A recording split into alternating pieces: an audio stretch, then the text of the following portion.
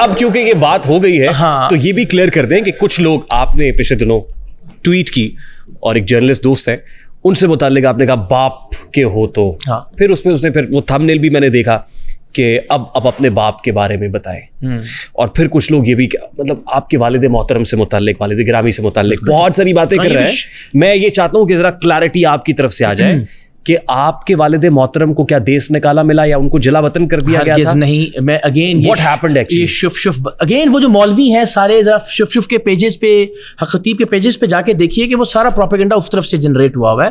اور بدقسمتی ہے کہ پی ٹی آئی کے دوست بھی اس کو وہ کر رہے ہیں.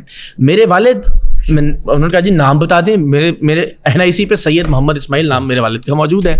اور ظاہر ہے بہت سارے معاملات میں ایسا ہوتا ہے کہ میرے والد اور والدہ کی جب ہم بچپن میں تھے تب علیحدگی ہو گئی اور اس کے بعد وہ ظاہر پاکستان سے باہر بھی ہیں. اور باقی جو یہ اس قسم کی فضولیات دیس نکالا ہے اور کوئی ایف آئی آر ہے, یہ ایون سزائے موت تحقیق کر لیجئے کہ یہ حق خطیب کے مولویوں اور اس کے پیجز پہ موجود ہے. آج سے نہیں ہے, یہ تو 6-8 مہینے سے چل رہا ہے جب سے ہم نے شف کو بے نقاب کرنا شروع کیا تھا. آپ کے والد پاکستان نہیں آ سکتے؟ آ سکتے ہیں, کوئی ایسا قطغن نہیں ہے؟ نہیں, ہرگز نہیں. کوئی جلاوطنی نہیں ہے؟ بالکل نہیں ہے. سزائے موت کا حکم نہیں ہے؟ ہرگز نہیں. جی ہاں بالکل. ہاں, یہ شف کے پلیٹ فارم سے جا کے دیکھیے, آپ کو اندازہ ہو جائے گا. جی السلام علیکم. اقرار بھائی جان, میں الحاج شہزاد رفیق مکہ مدینہ سے آیا ہوں. ماشاء اللہ, ویلکم. میں نے کافی دیکھا ہے کہ آپ کچھ بھی بات کرتے ہیں تو کہتے ہیں کہ جواد احمد جو ہے وہ عمران خان سے 1000 کروڑ گنا. اچھا بھیا, یہ سوال ہو چکا ہے. میں عرض یہ کرنا تھا کہ 2 منٹ باقی کرنا یہی ہے کہ یہ ہے مسئلہ کہ کوئی نہ کوئی چیز تو اس میں ہے نا, کوئی نہ کوئی چیز تو جواد احمد میں ہے نا جو بھائی جان کہتے ہیں کہ وہ اس سے اچھا ہے.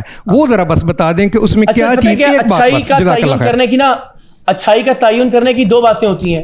ایک یہ ہوتا ہے کہ فلانے میں کیا چیز زیادہ اچھی ہے, دوسرا یہ ہوتا ہے کہ فلانا اس سے زیادہ برا ہے. اس کیس میں یہ دوسرا والا آپشن ہے نا کہ بہت سارے معاملات میں خان صاحب ان سے برے ہیں تو اس لیے وہ بیٹر قرار پاتے ہیں. ٹھیک ہے جی بھائی. السلام علیکم سر, میرا نام حذیفہ ناصر ہے, میں لاہور سے ہوں. سر ایک تو سر ایک صحافت کا ایک اچھا ہم نے دیکھا کہ اس گھٹن کے ماحول میں بھی اتنی کھلم ایک بالکل آزاد جو ہے وہ آپ گفتگو کر رہے ہیں, بہت زبردست لوگوں کے درمیان میں بہت خوشی ہوئی مطلب کہ اتنے گھٹن کے ماحول میں بھی اس طرح بات.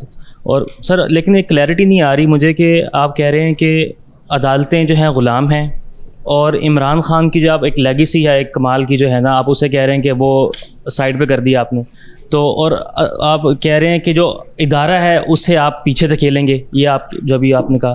تو سر آپ کس سے انصاف لیں گے, کون پیچھے دھکیلے گا؟ کوئی ادارہ تو مطلب نظام تو ہے نہیں, انصاف کا نظام, آپ کیسے پیچھے دھکیلیں؟ انصاف تو کوئی نہیں مانگ رہا نا, ملے گا. ظاہر ہے وہی بات کہ کل نواز شریف کے خلاف یہی غلام عدالتیں فیصلے کر رہی تھیں, آج عمران خان کے خلاف کر رہی ہیں یہی غلام عدالتیں فیصلے.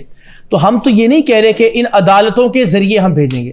میں تو کہہ رہا ہوں کہ اگین ادارے کے مقابلے میں ادارہ بنا کر آپ ایک جد و جہد کا آغاز کر سکتے ہیں کہ آہستہ آہستہ وہ عدالتوں کے توسط سے نہیں ہوگا, نہ اس طرح سے ہو سکتا ہے, نہ اس طریقے سے ہو سکتا ہے جیسے عمران خان صاحب کرنے کی کوشش کر رہے ہیں کہ چڑھ دوڑو, گالیاں دو, میر صادق, سوشل میڈیا وغیرہ وغیرہ, ڈٹ گیا, دلیر ہے, نہیں نا. تو یہ اس طریقے سے نہیں ہوگا, یہ ایک بتدریج جد و جہد ہے جس کے ذریعے. ویری کوئکلی یار, ویری کوئکلی. السلام علیکم سر. سر میں کرسچن ہوں اور سر ہماری جو کمیونٹی آپ کا شو بڑے شوق سے دیکھتی ہے, اور میرا اقرار بھائی سے یہ کوشچن ہے. آپ کا اور آپ کی ساری کمیونٹی کا بہت بہت شکریہ, ہم مقروض ہیں. جو عوام راج آپ کی پارٹی ہے, اس میں جو اقلیت ہے یا کرسچنس جو اس ملک کے اندر بس رہے ہیں, اس کے لیے بھی آپ نے کچھ اقدامات کیے ہیں. سیکنڈ کوشچن یہ ہے کہ جیسے کہ آپ نے ایک بہت بڑا اسٹیپ لیا کہ اپنی جاب کو چھوڑا اور آپ سیاست کے اندر آئے, اور آپ نے ابھی پوڈ کاسٹ کے اندر بات کی سر سید احمد خان کے بارے میں.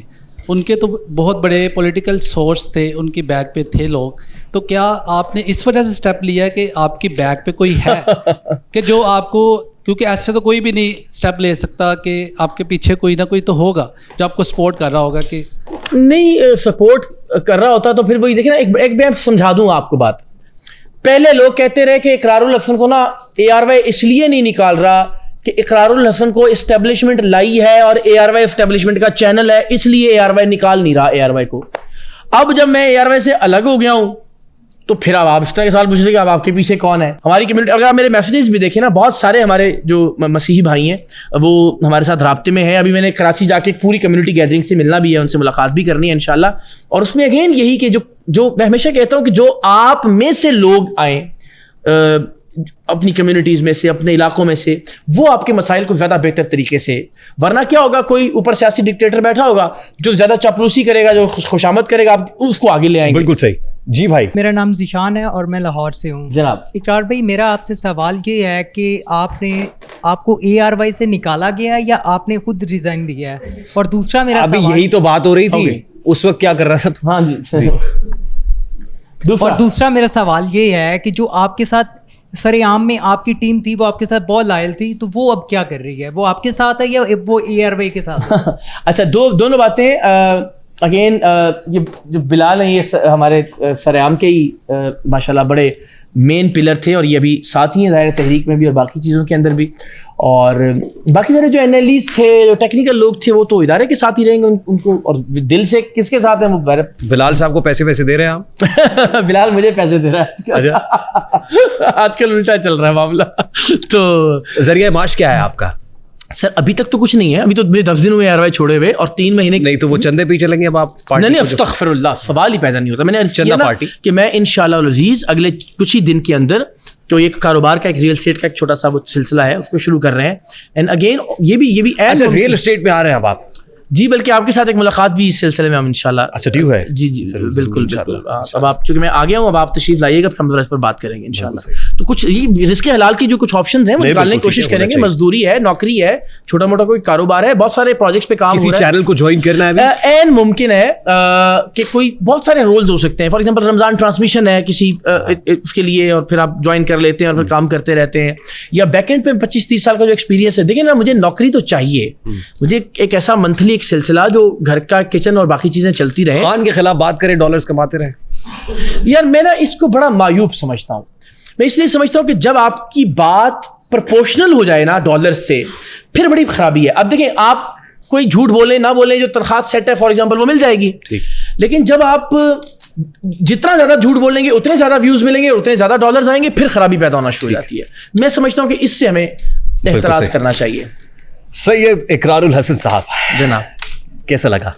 بہت اچھا, اللہ تعالیٰ آپ کو سلامت رکھے, خوش رہے. میں جب آیا ہوں تو سچی بات ہے میں نے اس وقت نہیں, لیکن مجھے ٹیمپریچر تھا, میں شدید اس میں تھا, لیکن مجھے بڑا حشاش بشاش کر دیا آپ نے. شکر اللہ کا. خوش رہے. ہم بھی نزلائے ہوئے تھے, لیکن اب وہ نزلے کے آثار بھی نہیں ہیں. تو نشست اچھی رہی, الحمدللہ. بہت شکریہ, تھینک یو ویری مچ. اور میں آپ کو دعوت دیتا ہوں, آپ بھی عوام راج تحریک میں شامل ہوں. آپ جیسے مقررین کی جو گفتگو آپ کر رہے ہیں کہ اقرار الحسن ہی چہرہ نظر آتا ہے, میں آپ کو یقین دلاتا ہوں آپ تشریف لائیے اور آپ چہرہ ہوں گے. آپ بات کیجیے, یا ہم مل کے سب لوگ ایفرٹ کریں کہ ہم ایک ایسا سسٹم اور ایک نظام بنائیں جو پاکستان کے مڈل کلاس کے لوگوں کو بھی آگے لا سکے, عام لوگوں کو بھی آگے لا سکے, جس میں میرٹ ہو, جس میں جمہوریت ہو, اور انشاءاللہ مل کے کرتے ہیں. آپ کا حکم سر آنکھوں پہ اقرار بھائی, thank you very much once again for being with us. ایک ہی مسئلہ ہے, جاتے جاتے صرف یہی کہیں گے کہ صداقت پر جو ہے وہ رہبری تسلیم, مجھے جوہر کانپوری یاد آ گئے کہ وہ کہتے ہیں صداقت پر جو ہے وہ رہبری تسلیم کرتا ہوں, جو سچا رہنما ہے اس کی میں تعظیم کرتا ہوں. کیا کہنے, صداقت پر جو ہے وہ رہبری تسلیم کرتا ہوں, جو سچا رہنما ہے اس کی میں تعظیم کرتا ہوں. تعصب کو بڑھاوا دینے والے رہبروں بولو, ضمیر و ظرف کے سوداگروں اپنی زباں کھولو. تمہارا کام کیا ہے اور یہ کیا کر رہے ہو تم؟ جوانان وطن کے دل میں نفرت بھر رہے ہو تم. ضرورت ہے اجالوں کی اندھیرا کر دیا تم نے, کہ لفظ رہنمائی کو بھی گندا کر دیا تم نے. تجارت کر کے لاشوں کی محل تعمیر کرتے ہو, غریبوں کے لہو سے زندگی میں رنگ بھرتے ہو. کیا کہنے, یہ کمزور آدمی کیا جانور گھبرائے گا تم سے, جیو گے جب تلک شیطان بھی شرمائے گا تم سے. چلایا جنگلی قانون انسانوں کی بستی میں, گرے ہیں مسجد و مندر تمہاری سرپرستی میں. غریبوں کے نگر میں جب بھی قتل عام ہوتا ہے, تمہارے بازوؤں میں حسن لب پہ جام ہوتا ہے. تمہارے ہی اشاروں سے بدن میں آگ لگتی ہے, تمہارے ہی اشاروں سے چمن میں آگ لگتی ہے. اور جوہر کانپوری لکھتے ہیں کہ میں شاعر ہوں, جو دیکھوں گا وہی ہر بار لکھوں گا. تمہیں غدار لکھا ہے, تمہیں غدار لکھوں گا. کیا کہنا.